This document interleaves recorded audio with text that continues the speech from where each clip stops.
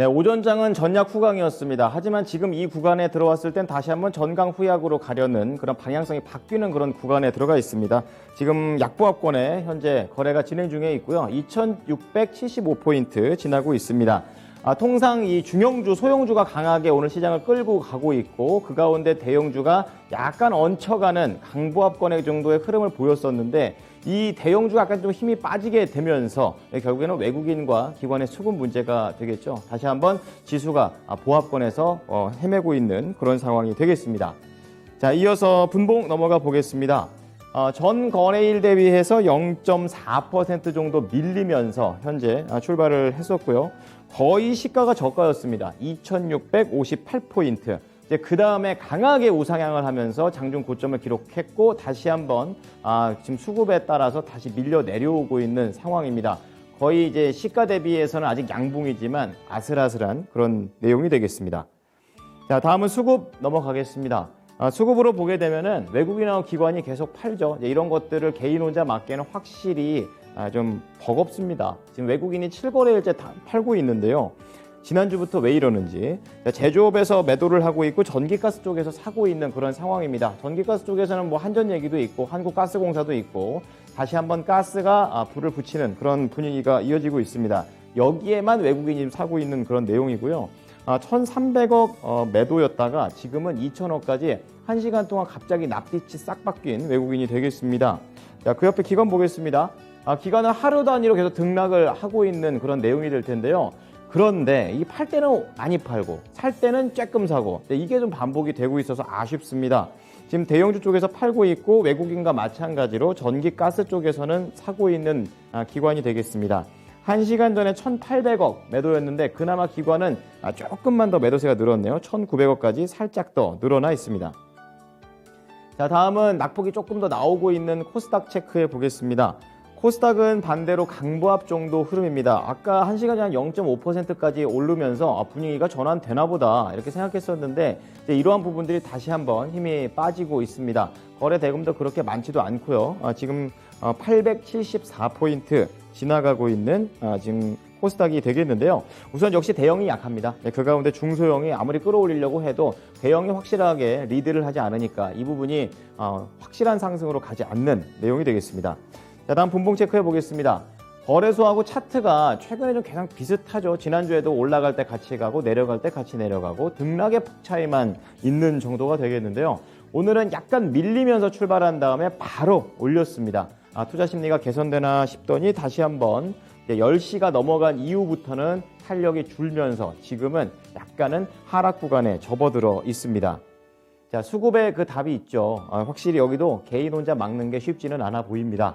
자, 외국인과 기관 동반 매도를 하고 있고 역시 기관의 매도세가 조금 더 큽니다. 자, 외국인은 코스닥 100 종목에서 팔고 있고 그리고 소형주를 사고 있습니다. 원래 이렇게 좀 반대가 돼야 오를 텐데 지금 안 좋은 상황이고요. 410억에서 550억까지 매도세를 100억 정도 좀 더 늘렸습니다. 자, 그 가운데 기관도 팔고 있습니다. IT 쪽에서 팔고 있고 콘텐츠 쪽에서 정말 조금 사고 있는 그런 기관이 되겠는데요. 600억 매도해서 지금 추가적으로 매도세가 강하지 않고 계속 600억대를 유지하고 있는 기관입니다. 자, 이어서 코스피 시장에서 외국인이 사는 종목 1위부터 5위 보겠습니다. 방향성이 애매하지만 확실히 포인트를 줄 때는 잡아가고 있는 외국인이 될 텐데요. 자, 오늘 2차 전지 쪽에서는 삼성 SDI를 사고 있습니다. 한국 항공우주가 그 뒤를 잇고 있고 한화 에어로스페이스 그리고 기아 한국전력 2위부터 4위까지 전체적으로 다 이제 우크라이나와 관련된 내용들이 들어가 있다라고 보시면 되겠습니다. 직간접적인 영향이 있어서 4개 싹 다 묶어서 대표적으로 한국 항공우주 좀 더 자세히 보겠습니다. 자, 오늘 우크라이나에 대한 악재도 계속 지속되고 있고 또 거기다 북한까지 나 있지 않았지 이러면서 존재감을 발휘하는 그런 하루가 되겠는데요. 자, 우크라이나 쪽 계속해서 침공을 이어가고 있습니다. 수도 근처에서 완강하게 지금 막고 있기 때문에 약간은 평소 스케줄보다 살짝 밀려있는 러시아라고 하는데요. 여기에서 이제 EU 쪽에서 이 무기 공급을 위한 재정 지원을 하게 되면서 긴장감이 점점 높아지고 있습니다. 자, 이와 관련해서 현지 시간으로 28일 오전입니다. 이 벨라루스 지역에서 대표단끼리 서로 만나서 회담을 좀 예정하고 있는데요. 이미 회담 전부터 러시아는 핵카드를 만지작 거리고 있질 않나. 지금 우크라이나 이 대표단 중에 한 사람은 가나 마나 어차피 러시아 얘기만 한번 들어볼 거다. 이런 식으로 좀 초치는 분위기여서 전반적으로 좀 길게 이 전쟁이 이어지는 건 아니냐라는 우려가 나오고 있습니다. 자, 그 가운데 북한이 어제죠. 준중거리 탄도미사일을 발사하게 되면서 한반도 긴장감을 지금 고조를 시키고 있습니다. 자, 그리고요, 지금 주가의 흐름을 보게 되면은 동반 매수세가 이어져 오고 있습니다. 지금 외국인이 6거래일째 사고 있고 기관은 3거래일째 사고 있습니다. 굉장히 단기간에 들쭉날쭉 크게 치솟고 오늘 다시 한번 올라가고 있습니다. 작년 12월 저점에서 쭉 올라오고 있는 그런 내용이 되겠고요. 주요 매물벽을 뚫고 올라가는데 그 이상으로는 추가적인 상승이 안 나오고 있습니다. 오늘 장 초반에 거의 한 1% 가까운 급등세가 나왔습니다. 오늘 우크라이나와 관련된 에너지 이런 쪽 관련된 종목들은 다 이렇게 간다고 보시면 되겠고요. 현재는 지금 고점을 유지하면서 37,500원까지 갔었습니다. 자, 이번에는 코스피 시장에서 기관이 사는 종목 5가지 보겠습니다. 여기에도 1위부터 5위까지 쭉 보시면 한 번에 아시겠죠? 지금 1위부터 4위까지가 다 우크라이나와 관련된 이런 에너지와 관련된 방산과 관련된 그런 내용들이 다 채우고 있습니다. 자, 그 가운데 빼꼼 원전이 있습니다. 두산중공업이 있는데 하나 좀 체크를 해 보겠습니다. 자, 5위에 이름을 올렸는데요. 이 문재인 대통령 발언도 한 몫을 했습니다. 통상 지금 정권은 원전을 폐기하자라는 그런 관점입니다. 이 큰 그림 자체가 다 뒤집어진 거는 아니지만 지금 문재인 대통령이 앞으로 60년 동안 원전을 주력 기저 전원, 그러니까 메인 전원을 만드는 게 아니라 지금 친환경으로 넘어갈 때 비는 그동안 우리가 썼던 게 있지 않습니까? 이걸 좀 채우기 위한 기저 전원으로서 좀 활용을 해야 된다라고 언급을 했습니다. 자, 그래서 오늘 원전 관련주들이 최소 2자리입니다. 그 가운데 다 급등을 하고 있는데요. 다만 이제 신규 원전을 중단한다라는 내용, 그리고 노후된 원전을 폐지한다라는 그런 기본 방침은 수정할 뜻이 없다라고 선을 그었습니다. 워낙에 이제 정책 기조 자체가 다 바뀐 것 아니냐 이러는데 그런 건 아니고요. 이제 해외에서 워낙에 우리나라 에너지 의존도가 높습니다. 거의 90%대이기 때문에 이렇게 우크라이나나 러시아 같이 자원 많은 국가에서 한번 이렇게 팍 한번 싸워버리면은 수급이 상당히 불안해지거든요. 쓰던 건 있는데 수급은 불안해진다. 결국에는 원전을 돌릴 수밖에 없는 약간의 변화로 생각하시면 되겠습니다. 자, 기관이 4거래일 만에 매수 전환했네요. 이제 외국인은 반대로 5거래일 만에 매도 전환합니다. 서로 주고받는 그런 상황이 나오고 있고요. 지금 이틀째 올라가는데 오늘 2자릿대 급등세를 보여줍니다. 하지만 일봉으로 보게 되면은 이러한 급등 몇 번은 더 나와야지 주요 매물벽까지 좀 갈 수 있는 그런 상황이 되겠는데요. 작년 4분기부터 좀 꾸준히 좀 하락을 했었기 때문에 전체적인 큰 하락 추세를 바꾸지는 못하고 있습니다.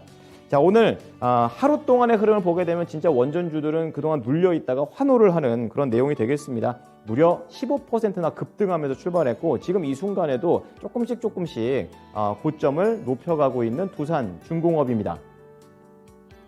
자, 이번에는 외국인이 코스닥에서 어떤 종목 사는지 좀 보죠. 엔터 쪽에서 SM 담고 있고요. 2차전지 소재 쪽에서는 LNF, 그리고 카움투스 홀딩스, 보성파워텍은 원전이죠. 그리고 위메이드 포함이 되어 있습니다. 참 여러 가지 분야에서 골고루 담고 있는 외국인이 될 텐데요. 자, 위메이드 보겠습니다. 새로운 게임이 나왔는데 이제 이 부분과 관련해서 관련된 가상화폐가 크게 올랐습니다. 그만큼 시장에서는 위메이드의 이런 신작 게임에 대한 기대치가 높다라고 좀 해석을 하고 있습니다. 그 가상화폐 이름은 실더리움이라고 하는데요. 지금 대략 600% 이상 급등을 했다고 합니다. 역시 가상화폐 화끈하죠. 확 올라가 버립니다. 확실히 지금 이 실더리움은 게임 내에서 쓰이는 신규 게임 토큰이 되겠고 반영이 된 겁니다. 지금 꾸준히 이 실더리움의 일거래량 자체는 꾸준히 증가하고 있는 그런 상황이고 한 약 1,800개 정도, 우리나라 돈으로 따지면 5억이 조금 넘습니다. 이 정도 물량이 움직이고 있고 위메이드 쪽에서는 이런 새로운 게임과 관련해서 서버 수 증설까지도 좀 고려하고 있다라고 얘기를 하면서 긍정적인 발언을 했습니다. 자, 외국인과 기관이 이틀째 이 종목 사고 있는데요. 외국인이 특히 7거래일째 사고 있습니다. 일별 강세 흐름을 보여주고 있는데 지난주 금요일보다는 오늘 위메이드는 더 크게 튀어오르고 있습니다. 넓게 보면은 지금 작년 한 여름부터 늦여름부터 크게 한번 고점 찍고 내려오는 산타는 그런 흐름을 보여주고 있는데 11시에 고점 11월이죠. 11월에 고점을 한번 기록했었고 지금 고점 대비해서는 53%니까 이제 흔히 말하는 반토막이 나와 있는 그런 상황입니다. 요즘 하루 동안의 흐름을 보게 되면은 지수도 그렇지만 종목도 그렇죠. 갭업으로 확 뛰든지 갭다운으로 확 떨어지든지 이게 약간 트렌드인데요. 오늘 강하게 튀어 올랐고 10시에 11만 1,000원까지 갔었습니다. 지금 이 순간에도 장중 고점을 유지하네요. 자, 마지막으로 코스닥 시장에서 기관이 사는 종목 5가지입니다. 역시 위메이드, 기관도 좋게 보고요. 파라다이스, 그리고 리오프닝 쪽과 관련된 종목이 들어가 있고, 그리고 키스트 오랜만에 봅니다. 조이시티와 SM 이렇게 들어가 있는데요. 키스트 가지고 와봤습니다. 증권사에서 호평이 좀 이어지고 있는데요. 우선 4분기 실적이 이제 턴어라운드 된다. 이제 긍정적으로 이제 흑자로 잡힌다라는 관점에서 좋습니다. 매출은 전년 대비 24%, 영업이익은 전년 대비 440%확 바뀌는 그런 키스트가 되겠는데요. 여기에 이제 모멘텀이 되는 건 이제 아무래도 대박 드라마를 현재 제작하고 있다가 되겠습니다. 별들에게 물어봐. 꽁트 이름 같네요. 그리고 일루미네이션 관련해서 총 제작비 자체가 400억, 200억 이상이 투입이 됩니다. 워낙에 돈이 많이 들어가기 때문에 흥행이 될지 어쩔지는 모르겠지만 어쨌든 이렇게 힘을 쏟는구나 라는 쪽으로 긍정적으로 봤습니다. 오늘 외국인하고 기관이 같이 사고요. 이거래일째 올라가고 있습니다. 올해 한번 이제 바닥 찍고 다시 한번 올라오고 있는데 아직 뭐 추세를 판단하기엔 좀 이르고요. 오늘 10시까지 강세를 보여줍니다. 거의 13,000원 근처까지 갔었고 지금도 뭐 추가 상승이 있다기보다는 고점을 잘 유지하는 키이스트입니다. 네, 지금까지 양시장 상황 전해드렸습니다.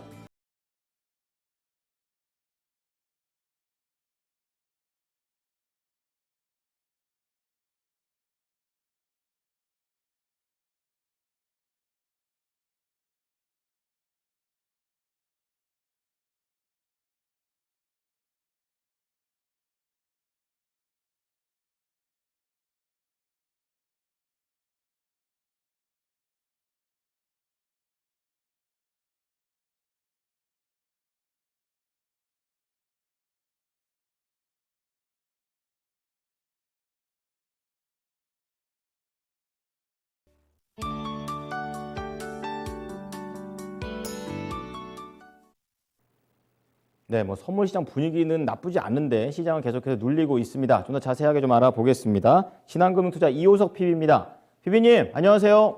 네, 안녕하십니까. 이호석 PB입니다. 방향성 애매합니다. 오전장 어떻게 보셨습니까? 네, 오전에 이제 좋은 거, 나쁜 거 계속 교차로 나오는 뭐 그런 모습인데요. 우선 이제 러시아에서 스위프트라고 저희가 부르고 있는데, 이것이 이제 은행 결제거든요. 이제 국제은행 간 통신협회라고 하는 것에서 배제한다는 이야기가 나오면서 하락 출발했었고요. 그런데 이제 10시경부터는 러시아와 우크라이나 대화를 할 수 있다라는 기대감이 또 나오면서 오히려 상승 전환하는 모습도 보여주고 있습니다. 러시아군 이제 결국 이제 이것은 이런 분쟁에 대한 지정학적 리스크 이런 부분은 시장에 영향을 끼치긴 하지만요. 아무래도 끼치는 강도가 강할 수는 있겠지만은 기간이 길지는 않을 거거든요. 그래서 이 부분 조금 염두에 두시면 좋을 것 같고요.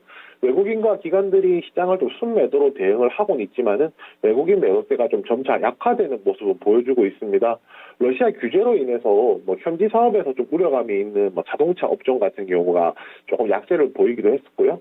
코스닥 지수 같은 경우에도 러시아, 우크라이나 회담에 따라서 전쟁 리스크 완화에 대한 기대감이 나오면서 대부분 업종 상승하는 모습 보여주었습니다. 오늘 조금 두드러졌던 것은 문재인 대통령이 원자력 발전을 주력 기저 전원으로 활용하겠다는 이야기가 나오면서 원전 관련주들이 좀 급등하는 모습들도 보여주었었고요. 오늘 이제 그 외에 몇 가지 정도 좀 살펴보자면 결국은 이제 EU에서 이제 우크라이나의 무기 공급 지원한다든지 이런 내용들이 나오게 되면서 방산 관련주들도 시장에서 조금 관심을 받았었고요. 그 외에 이제 좀 굵직한 이슈라고 하면 사실은 윤석열 안철수 야권 단일화가 결렬이 됐습니다. 2월 28일 원래라면 오늘 이제 투표용지 인쇄를 2번, 4번 이제 인쇄가 되기 때문에 그 전에 이제 단일화를 하기를 이제 많은 사람들이 원했던 건데요. 결국 그 내용대로 되지 않았고 그렇게 되면은 지금부터는 이제 관련주들 중에서 이제 인맥 관련주는 더 좀 제외하고 봐야겠죠. 지금부터는 누가 당선될지는 모르겠지만 가능하면 일주일밖에 남지 않은 시간에서 정책 관련주 위주로 해서 종목들을 조금 더 이제 더 집중해서 이제 매매하시는 것이 더 좋은 전략이 될 거라고 기대하고 있습니다. 네, 저는 오늘 시장에서 뭐 계속 상승세를 타고 있다고 해야 될까요? 뭐 가스, 태양광, 풍력 이런 쪽을 좀 중심적으로 생각을 하고 있었는데 우크라이나 사태가 어쨌든 뭐 지금 회담으로 만나기는 하지만 결렬될 위기도 있다라는 그런 전망들도 있습니다. 이렇게 이런 사태가 길어지면 길어질수록 이런 에너지 관련된 종목들 계속해서 좋게 봐도 될까요? 네, 그렇습니다. 만약에 상황이 나빠지면 나빠질수록 좋아지는 주식이죠. 만약에 회담 결과에 따라서 좀 달라질 수는 있겠지만은 이것이 뭐 회담을 한다고 해서 한 번에 뭐 마무리되거나 이럴 건 아니거든요. 그렇기 때문에 에너지 관련주들은 뭐 추가적으로 2차, 3차 상승할 수 있는 여력이 있다는 여지를 남겨놓고 접근하시는 것이 충분히 좋은 전략이라고 생각합니다. 네. 자, 에너지와 관련해서 좀 여쭤봤고요. 이제 시장을 좀 더 자세하게 들어가 보겠습니다. 자, 우선은 코스피 시장에서 외국인의 수급 특징주 점검하겠습니다. 어떤 종목인가요? 네, 한국항공우주입니다. 네, 한국항공우주 어떤 부분을 체크할까요? 네, 우선 한국항공우주 오늘 같은 경우 시장에서 좀 더 관심을 받고 있는 내용은 결국에 EU에서 이제 우크라이나에 무기 공급한다든지 북한에서 미사일 발사라든지 뭐 이런 내용들 나오면서 시장에서 조금 이쪽 섹터 자체가 좀 부각을 받기도 했었고요. 뭐 그것뿐만 아니라 회사 내부적으로 봤을 때는 지금 안 좋았던 2021년이 이제 벗어나고 2022년이 기다리기 때문에 이제 고르게 되었습니다. 영업이익이 한 578억이 나왔어요. 2021년 작년에. 그런데 이것이 전년 대비한다면 한 58.6% 줄어들었을 정도로 거의 절반 이상 줄어든 실적이었거든요. 아무래도 코로나19 영향이 굉장히 컸는데요.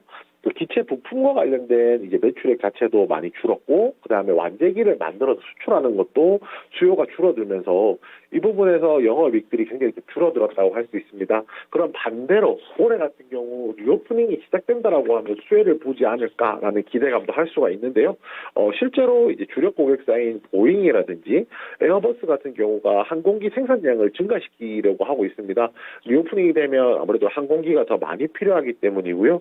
이것에 의해서 이제 기체 부품과 관련된 매출 회복이 점차 이제 확실해지는 그런 국면에 들어섰다라고 할 수가 있습니다. 실제로 에어버스 같은 경우에는 전년 대비했을 때 한 27% 정도 항공기 인도가 늘어날 것이라 기대를 하고 있고요. 보잉도 이제 올해 생산량 증가할 것이라 예상을 하고 있기 때문에 이제 오미크론 때문에 회복 속도가 조금 늦어질 수는 있겠지만은 회복 방향이라는 것은 어느 정도 이제 윤곽이 나와 있다라고 볼 수가 있거든요. 그래서 리오프닝에 대한 수혜 좀 마찬가지로 좀 기대가 되고요. 마지막으로 이제 완제기 수출이 좀 더 커질 것이라고 생각하는데 이라크나 인도네시아, 태국에서 T50과 관련된 이제 수주를 통해서 사업이 받을 것이고요. 그 다음에 FA50이라는 기기가 있습니다. 이것이 이제 말레이시아나 세네갈에 수주를 하려고 기대를 하고 있었는데 중국이 가장 큰 경쟁자였는데 이번에 입찰에 불참을 했거든요. 아무래도 수주 가능성이 굉장히 높아졌기 때문에 이 부분까지 생각한다라고 하면 한국항공우주 같은 경우에는 작년에 나빴던 실적이 오히려 올해 기저효과를 나타내는데 더 조금 더 이제 메리트가 되는 그런 그림이 나올 것이라고 기대하고 있습니다. 네. 자, 한국항공우주도 결국 리오프닝에 또 묶을 수가 있겠네요. 자, 다음은요, 코스닥으로 넘어가 보겠습니다. 외국인의 수급 특징주인데요. 어떤 종목입니까? 네, SM입니다. 예, 전 이런 게 리오프닝이라고 생각했는데, SM은 어떤 재료가 있습니까? 네, 맞습니다. SM 가장 대표적인 리오프닝 관련인데요. 작년 매출액이 사상 최대 실적이 나왔습니다. 작년 영업이익과 매출 같은 경우가 실적이 잘 나왔는데 이 내용을 저희가 좀 뜯어서 보면 다른 것들도 있었지만은 특히 이제 앨범 판매량 자체가 굉장히 많이 늘었습니다. 근데 앨범 판매량이라는 것이 엔터사에서 어떤 의미냐면 결국에는 그만큼 이제 팬덤이 커졌다라고 할 수 있거든요. 그러면 이 팬덤이 커졌다는 것은 이 아티스트의 IP, 이 아티스트 지적재산권을 활용한 추가적인 사업들이 또 가능하기 때문에 그에 따라서 굉장히 좀 큰 의미가 있다라고 할 수 있습니다. 그 외에 또 회사에서 좀 특이한 부분들이 있었는데요.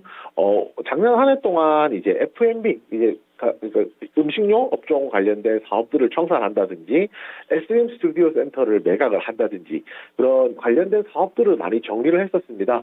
결국 이제 본업을 벗어난 적자 자회사에 대한 이제 경영 리스크 이런 부분들이 있었기 때문에 이것들을 정리하는 것이 굉장히 좀 중요하다라는 이야기는 그동안 많이 있어 왔거든요. 그렇지만 SM 같은 경우가 이것들이 정리가 되지 않으면서 그 실적에 대한 호실적을 깎아먹는 그런 요소였다라고 하면 이번 기회를 통해서 이런 부분들이 정리가 되면서 오히려 이제 본업에만 조금 더 집중할 수 있는, 본업에 집중해서 실적을 볼 수 있는 구조가 나타났다라고 할 수 있습니다. 여기에 또 이제 주주 친화적인 정책도 나오고 있는데요. 바로 이제 2월 24일에 배당 공시를 했습니다. 창사 이래 첫 배당이라고 할 수가 있고요. 주당 200원의 배당금이고, 배당금 총액으로 치면 46억 정도이기 때문에 배당 규모 자체는 사실 크지 않다라고 할 수 있습니다. 그렇지만 그동안 2019년 이후로 이제 그 운용사에서 주주서한 공개했을 때 배당에 대한, 주주 환원에 대한 이야기가 계속 있었음에도 불구하고 그에 대한 액션이 없었다는 부분을 생각해 본다면은 굉장히 좀 의미 있는 이제 액션이 나왔다라고 볼 수가 있고요. 최근에 이제 많은 회사들이 배당을 조금 늘려가는 성향을 가지고 있는데, 결국 배당이 많아진다는 것은 투자자 입장에서 이 회사에 대해서 단기뿐만 아니라 장기 투자하기에도 충분한 매력이 있다는 것이고요. 그 부분 생각해 본다면 앞으로 이와 관련해서 SM 같은 경우 지금 가지고 있는 디어유죠. 그 디어유의 이제 메타버스 관련된 서비스 모멘텀까지 있기 때문에 이 회사를 장기적인 관점에서 접근하면서 메타버스 관련된 플랫폼과 관련된 사업까지 한번 노려볼 수 있는 그런 좋은 매수 기회가 지금 찾아오고 있다라고 할 수 있습니다.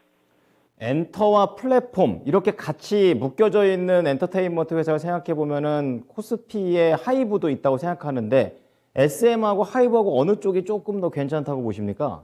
네, 만약에 둘을 비교하자면 이제 하이브가 더 낫다라고 생각하고 있습니다. 아무래도 이제 펼쳐놓은 사업도 조금 많고요. 당장 올해 2분기부터 관련된 사업들이 회수가 될 것이기 때문인데요.